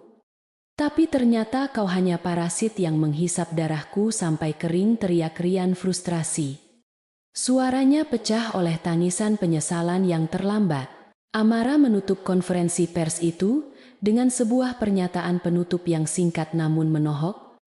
"Di Santoso Group, kami percaya bahwa integritas adalah mata uang yang paling berharga. Mereka yang membangun istana di atas pasir kebohongan harus siap hanyut ketika ombak kebenaran datang menerjang." Ia turun dari panggung diiringi tepuk tangan riuh dari para hadirin yang kini berbalik mendukungnya sepenuhnya. Mengagumi keberanian dan kecerdasannya dalam menghadapi fitnah, Amara berjalan keluar ruangan dengan kepala tegak. Tidak perlu menoleh ke belakang untuk mengetahui bahwa di seberang sana mantan suaminya sedang meratapi nasib di tengah puing-puing kehancuran yang ia ciptakan sendiri. Hari pembalasan belum selesai. Ini baru permulaan dari akhir bagi keluarga Pratama. dan Amara akan memastikan mereka membayar setiap tetes air mata yang pernah ia keluarkan dengan bunga yang setimpal. Langit di luar jendela kaca ruang rapat Pratama Corp tampak gelap gulita tertutup awan hitam pekat. Seolah alam semesta sedang bersiap untuk menyaksikan eksekusi mati. Bagi sebuah kerajaan bisnis yang dibangun di atas fondasi kesombongan yang rapuh, di dalam ruangan yang biasanya dipenuhi dengan perdebatan strategi bisnis itu, kini hanya terdengar suara desahan napas berat dari Rian yang duduk terkulai di kursi ujung meja. Matanya menatap kosong ke arah pintu mahoni besar yang tertutup rapat di hadapannya. Di sampingnya, Ratna duduk dengan gelisah sambil meremas-remas sapu tangan sutranya yang basah oleh keringat dingin. Wajahnya yang biasanya dipoles tebal dengan riasan mahal, kini terlihat luntur dan menua 10 tahun dalam semalam. Mereka sedang menunggu kedatangan tim legal dari Santoso Group yang dijadwalkan akan datang untuk mengambil alih aset perusahaan sebagai konsekuensi dari kegagalan pembayaran hutang yang jatuh tempo hari ini. Sebuah pertemuan yang akan menentukan apakah mereka masih memiliki atap untuk berteduh malam nanti atau akan terlempar ke jalanan yang keras. Suasana hening yang mencekam itu tiba-tiba pecah oleh suara langkah kaki tegap yang terdengar mendekat dari lorong luar.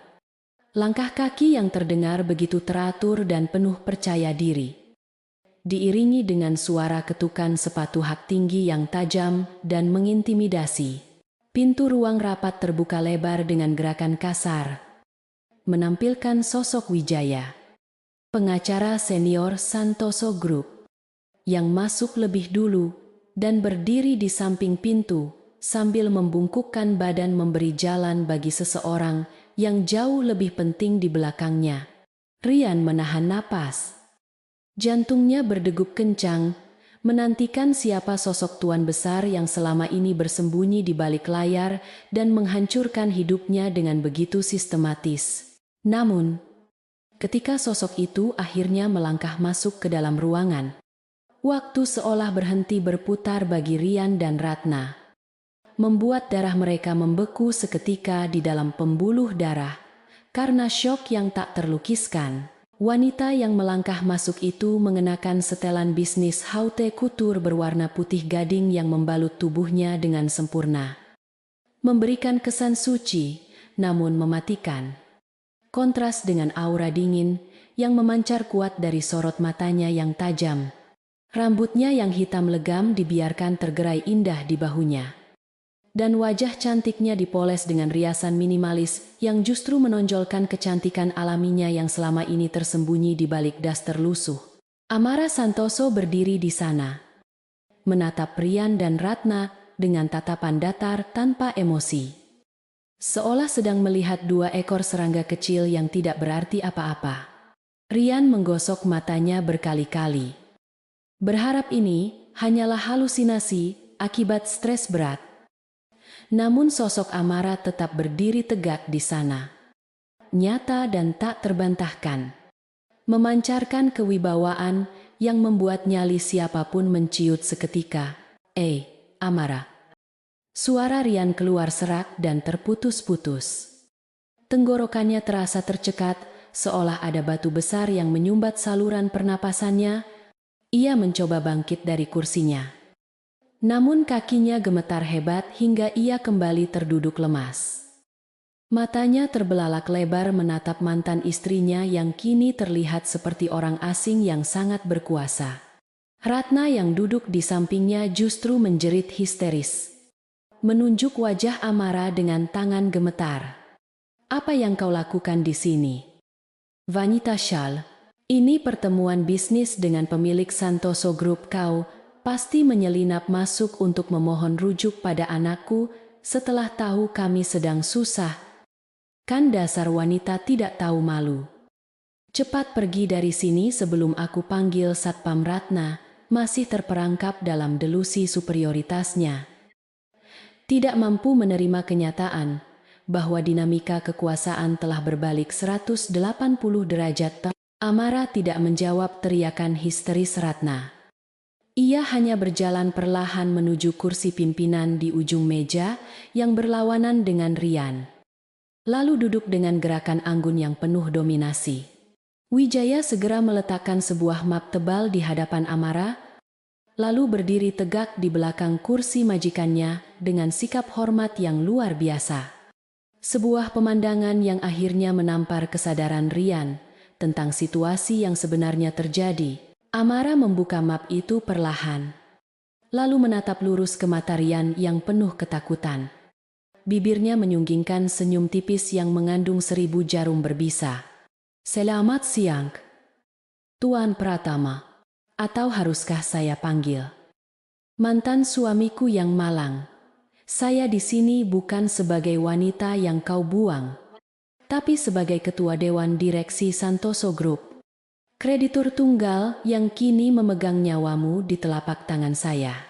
Kalimat itu meledak bagaikan bom atom di dalam ruangan yang sunyi itu, menghancurkan sisa-sisa kewarasan Ratna yang seketika jatuh terkulai lemas di sandaran kursinya dengan mulut menganga lebar. Rian merasa dadanya sesak luar biasa. Otaknya berputar cepat mencoba menghubungkan semua kejadian aneh selama beberapa minggu terakhir, pinjaman yang terlalu mudah, klausul yang menjebak, dan serangan media yang terkoordinasi. Jadi, semua ini adalah rencanamu, kau yang menjebakku. Kau yang menghancurkan perusahaanku, tanya Rian dengan suara bergetar. Campuran antara amarah dan keputusasaan yang mendalam. Ia tidak menyangka bahwa wanita yang dulu ia anggap lemah dan bodoh ternyata adalah dalang jenius di balik kehancurannya. Seorang arsitek balas dendam yang bermain catur dengan hidupnya tanpa ia sadari. Menjebak Amara tertawa kecil. Suara tawanya terdengar merdu, namun dingin menusuk tulang. Aku tidak menjebakmu, Rian. Aku hanya memberikan apa yang kau inginkan, uang dan kesempatan. Kau sendiri yang menandatangani kontrak itu karena keserakahanmu dan ketidaktelitianmu. Kau sendiri yang berselingkuh dan merusak reputasimu. Aku hanya menyediakan panggungnya. Dan kalian berdua menari di atasnya menuju jurang kehancuran kalian sendiri. Amara mencondongkan tubuhnya ke depan, menatap tajam ke arah Ratna yang kini terlihat seperti onggokan daging tak bernyawa. Dan kau, ibu mertua yang terhormat, masih ingatkah kau saat mengusirku di tengah hujan badai karena aku dianggap miskin hari ini? Aku datang untuk mengembalikan rasa itu. Bedanya, aku melakukannya dengan hukum yang sah, bukan dengan kekejaman emosional seperti yang kalian lakukan. Wijaya maju ke depan dan menyodorkan dokumen pengalihan aset ke hadapan Rian. Menjelaskan dengan nada formal yang menyakitkan.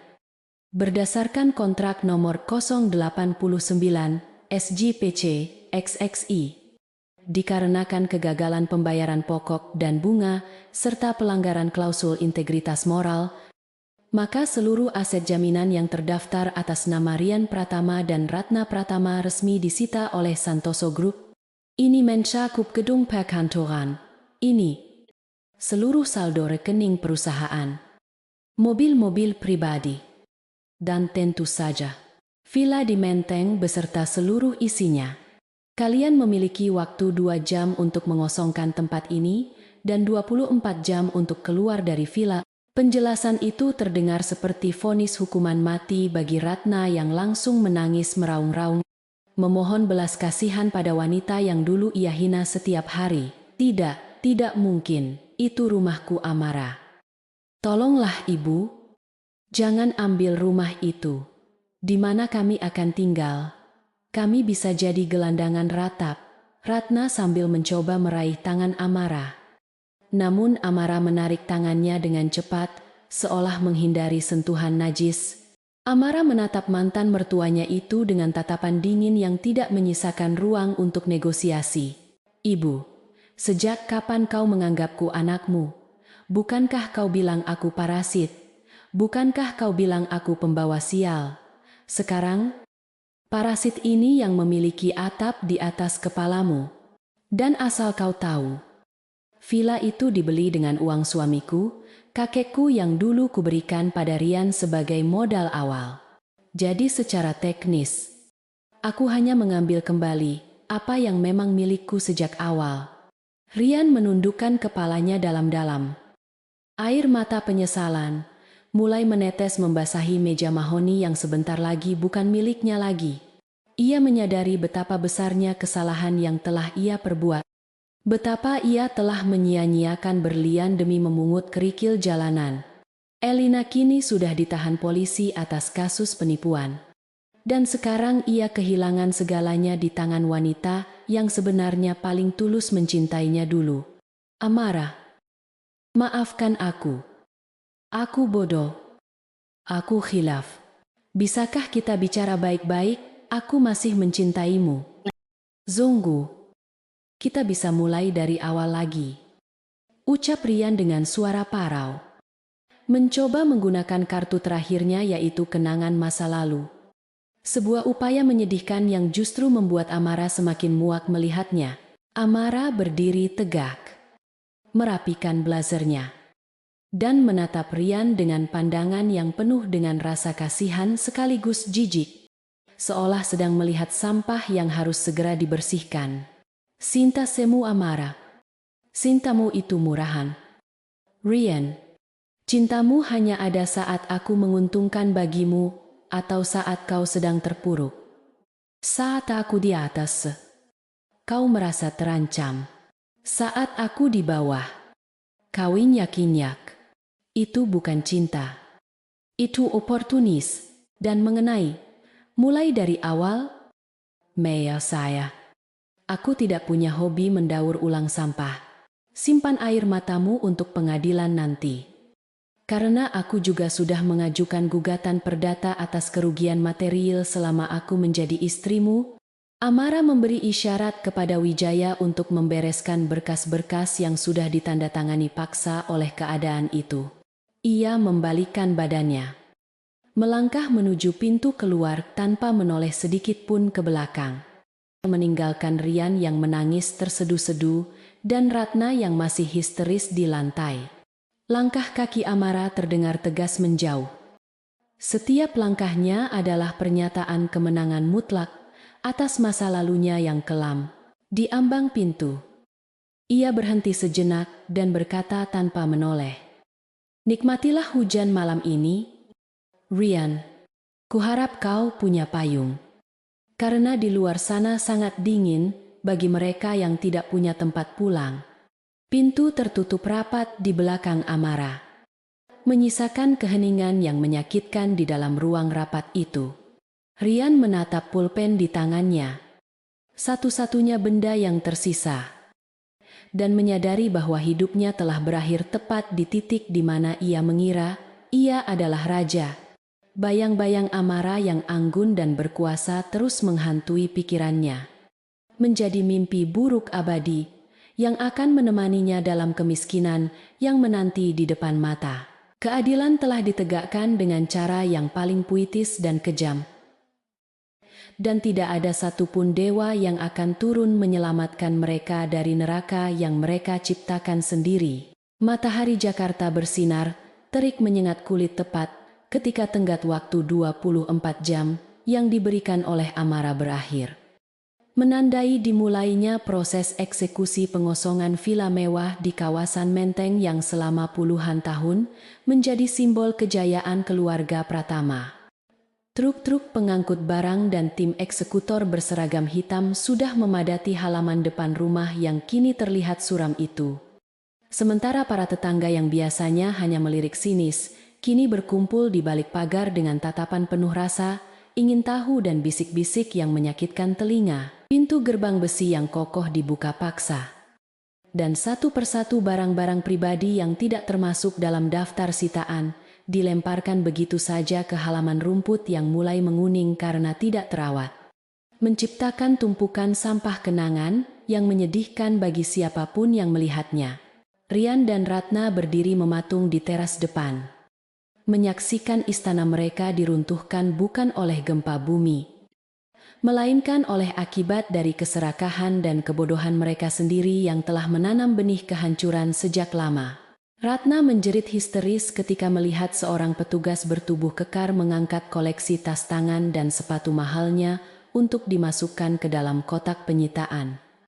Mengklaim bahwa barang-barang itu dibeli menggunakan uang perusahaan yang kini menjadi aset sengketa. Wanita paruh baya itu mencoba melawan, mencakar lengan petugas tersebut dengan tenaga yang tersisa. Namun ia dengan mudah didorong hingga terjatuh ke lantai marmer yang dingin dan kotor. "Jangan sentuh barang-barangku. Kalian perampok. Aku akan laporkan kalian ke polisi, Rian. Lakukan sesuatu. Jangan diam saja seperti orang bodoh," teriak Ratna dengan air mata yang melunturkan maskara tebalnya, menciptakan jalur hitam mengerikan di wajahnya yang keriput. Rian hanya bisa menunduk malu. Tidak berani menatap mata para petugas maupun tetangga yang menonton. Karena ia tahu bahwa hukum sepenuhnya berpihak pada pemilik baru aset ini, yaitu mantan istrinya yang kini berkuasa di atas segalanya. Akhirnya, dengan hanya membawa 2 koper besar berisi pakaian seadanya dan beberapa barang pribadi yang tidak berharga, Rian dan Ratna digiring keluar dari gerbang rumah mereka sendiri, layaknya kriminal yang tertangkap basah. Suara pintu gerbang yang dikunci dan disegel dengan pita kuning bergaris hitam berbunyi nyaring, seperti dentang lonceng kematian bagi status sosial mereka sebagai kaum elit ibu kota. Mereka berdiri di pinggir jalan yang panas berdebu, tanpa mobil mewah yang biasa mengantar jemput, tanpa sopir yang membukakan pintu, dan tanpa tujuan yang jelas kemana harus melangkah selanjutnya. Ratna masih terus menangis meratapi nasibnya, menyalahkan semua orang mulai dari Elina, pengacara, hingga Amara. Namun tidak sedikit pun ia menyalahkan dirinya sendiri, yang telah mendidik putranya menjadi pria lemah dan tidak bertanggung jawab. Rian memanggil taksi online dengan ponselnya yang layarnya sudah retak. Memesan perjalanan menuju sebuah rumah susun sewa murah di pinggiran kota yang jauh dari kemewahan yang selama ini ia nikmati. Perjalanan menuju tempat tinggal baru. Mereka terasa seperti perjalanan menuju neraka, melewati jalanan macet dan pemukiman kumuh yang padat penduduk. Pemandangan yang membuat perut Ratna mual karena jijik. Ketika taksi berhenti di depan sebuah bangunan tua, berlantai 4 dengan cat yang mengelupas dan jemuran pakaian yang menggantung semrawut di setiap balkon, Ratna menolak untuk turun dari mobil. "Aku tidak mau tinggal di tempat kumuh seperti ini. Rian, ini kandang tikus. Bukan tempat tinggal manusia, bawa ibu ke hotel bintang 5 sekarang," juga rengeknya dengan nada manja yang sudah tidak lagi relevan dengan saldo rekening mereka yang kosong melompong. Rian, yang kesabarannya sudah habis terkuras oleh rentetan musibah, akhirnya membentak ibunya untuk pertama kali dalam hidupnya. "Diam. Bu, kita tidak punya uang, kartu kredit diblokir. Rekening disita. Kalau ibu tidak mau turun, silakan tidur di jalanan." Dengan langkah gontai dan hati yang hancur, mereka menyeret koper menaiki tangga sempit yang berbau apek menuju lantai 3, karena lift di gedung itu sudah rusak bertahun-tahun lamanya. Kamar yang mereka sewa hanyalah sebuah petak kecil berukuran 3 kali 4 meter, dengan kasur busa tipis di lantai, sebuah kipas angin berdebu yang berbunyi bising, dan kamar mandi sempit yang kerannya bocor meneteskan air terus-menerus. Ratna langsung melempar tubuhnya ke kasur tipis itu dan menangis meraung-raung, meratapi nasibnya yang berubah drastis dari nyonya besar menjadi penghuni daerah kumuh dalam waktu 1 malam. Rian duduk bersandar di dinding yang lembab, menatap langit-langit kamar yang penuh sarang laba-laba.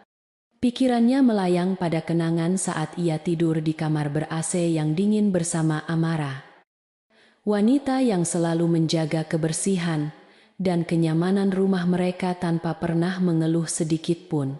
Rasa penyesalan itu kini datang menghantamnya bertubi-tubi. Bukan lagi sebagai kesedihan, melainkan sebagai siksaan mental yang tidak berujung. Malam itu, mereka tidur dengan perut lapar, karena sisa uang tunai yang Rian miliki harus dihemat untuk membayar sewa bulan depan. Dan suara bising dari tetangga yang bertengkar serta tangisan bayi membuat mereka tidak bisa memejamkan mata sedetik pun. Di tengah kegelapan dan keputusasaan itu, sebuah ide gila muncul di benak Rian. Sebuah harapan semu yang didasari oleh delusi bahwa Amara mungkin masih memiliki sisa-sisa perasaan padanya. Ia meyakinkan ibunya bahwa Amara melakukan semua ini hanya karena sakit hati dan cemburu. Dan jika mereka datang memohon dengan tulus serta mengingatkan Amara pada masa-masa indah pernikahan mereka, wanita itu pasti akan luluh hatinya. Ratna, yang sudah tidak memiliki pegangan hidup lain, langsung menyetujui rencana itu dengan semangat menggebu.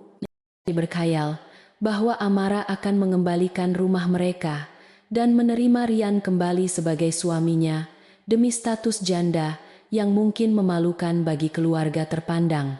Keesokan paginya, dengan mengenakan pakaian terbaik yang masih tersisa, meskipun sudah agak kusut karena tidak disetrika, Rian dan Ratna nekat pergi menuju Santoso Tower menggunakan bus umum yang sesak dan panas. Mereka harus berdesak-desakan dengan penumpang lain yang berkeringat. Sebuah pengalaman yang membuat Ratna hampir pingsan, karena tidak terbiasa dengan bau menyengat dan himpitan tubuh orang asing. Sesampainya di lobi gedung pencakar langit milik Amara, mereka langsung dihadang oleh petugas keamanan yang dulu selalu membungkuk hormat pada mereka. Namun kini menatap mereka dengan tatapan curiga dan merendahkan. Maaf, Pak Bo. Kami mendapat instruksi khusus bahwa nama kalian masuk dalam daftar hitam tamu yang dilarang masuk tanpa izin tertulis dari direksi, ucap kepala keamanan dengan tegas sambil menghalangi jalan menuju lift eksekutif. Rian mencoba berdebat. Memohon, bahkan sedikit mengancam dengan menyebutkan bahwa dia adalah mantan suami pemilik gedung.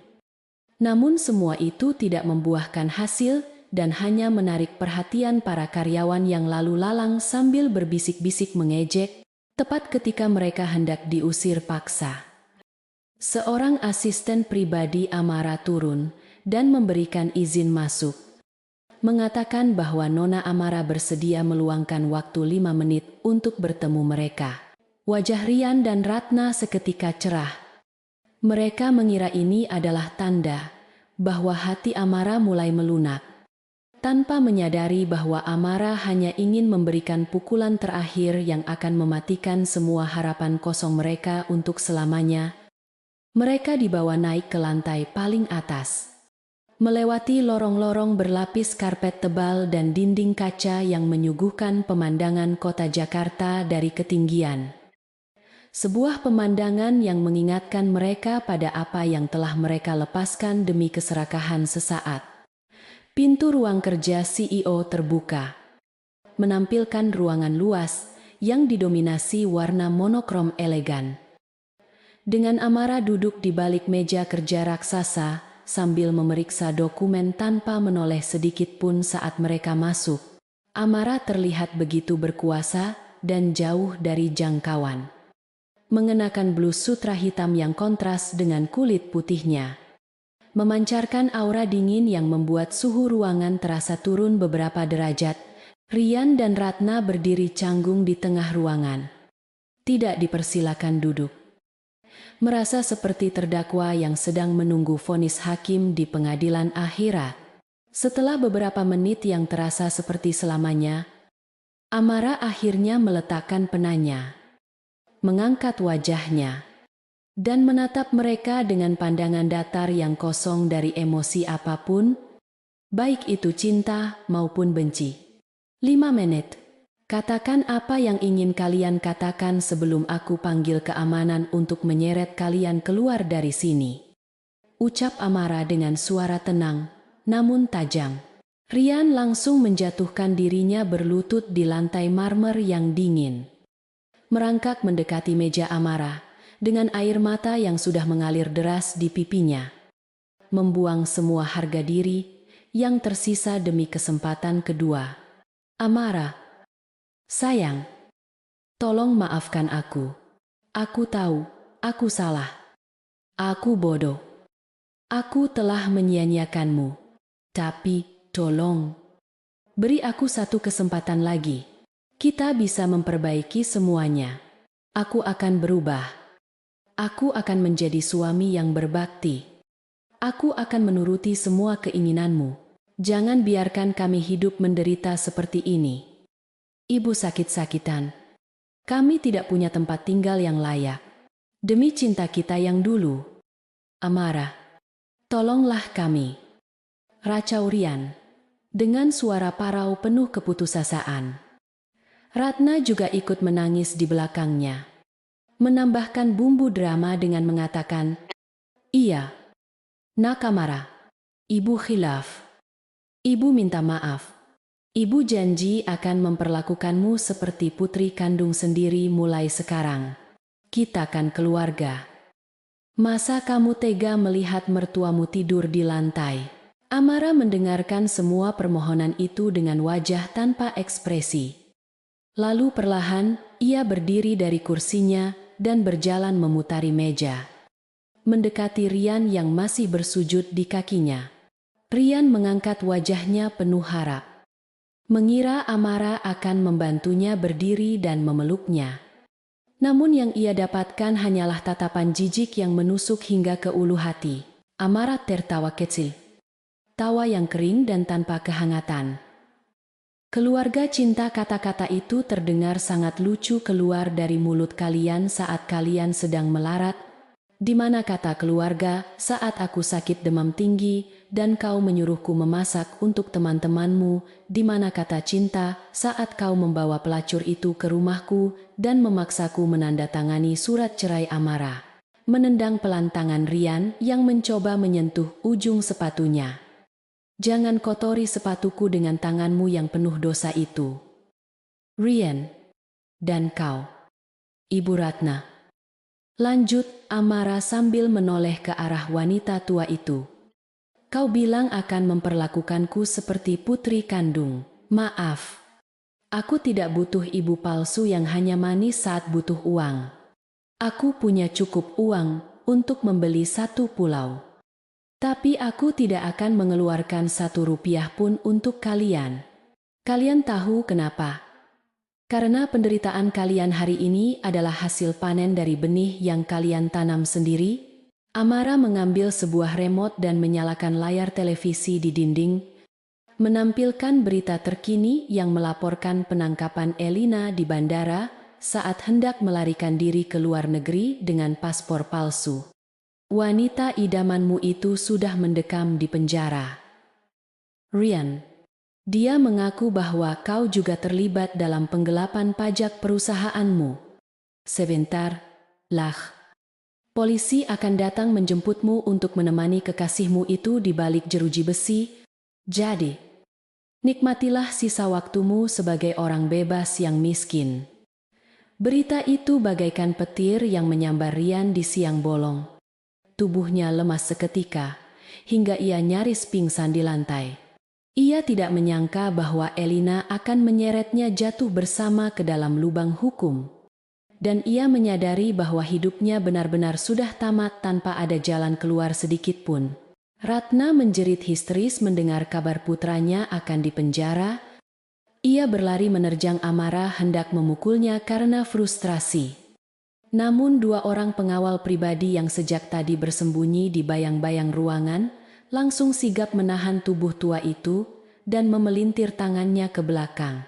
Lepaskan aku. Kau iblis wanita. Kau kejam, kau tidak punya hati nurani, teriak Ratna membabi buta. Meludahi lantai marmer yang bersih itu sebagai bentuk perlawanan terakhir yang sia-sia.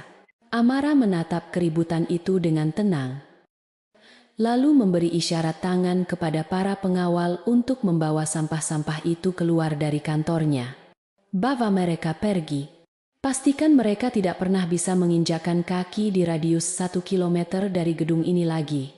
Dan oh ya, Rian, panggil Amara, saat mantan suaminya itu diseret paksa oleh pengawal. Mengenai villa di Menteng itu, aku sudah memutuskan untuk meratakannya dengan tanah besok pagi. Aku akan membangun panti asuhan di atas tanah itu, agar setidaknya tempat yang penuh kenangan buruk itu bisa berguna bagi anak-anak yang benar-benar membutuhkan kasih sayang. Sesuatu yang tidak pernah ada di keluarga Pratama. Kata-kata terakhir Amara itu menghancurkan sisa-sisa harapan Rian menjadi debu yang beterbangan ditiup angin. Ia diseret keluar dari ruangan itu dengan pandangan kabur oleh air mata. Melihat sosok Amara yang berdiri tegak di depan jendela besar, dengan latar belakang langit biru Jakarta yang cerah. Sosok yang begitu agung dan tak tersentuh. Rian menyadari bahwa ia baru saja kehilangan bidadari yang dikirim Tuhan untuknya. Dan kini ia harus menjalani sisa hidupnya di neraka dunia sebagai hukuman atas ketidakbersyukurannya. Pintu lift tertutup di depan wajah mereka, memisahkan dunia Amara yang gemerlap dengan dunia mereka yang gelap dan suram untuk selamanya. Di dalam lift yang turun dengan cepat, hanya terdengar suara isak tangis Ratna yang pilu dan desahan napas Rian yang berat. Suara dari dua jiwa yang telah kalah telak dalam permainan takdir. Sesampainya di lobi, mereka dilemparkan keluar gedung oleh petugas keamanan di hadapan banyak orang yang menonton. Jatuh tersungkur di trotoar panas yang membakar kulit, Rian menatap gedung pencakar langit itu untuk terakhir kalinya.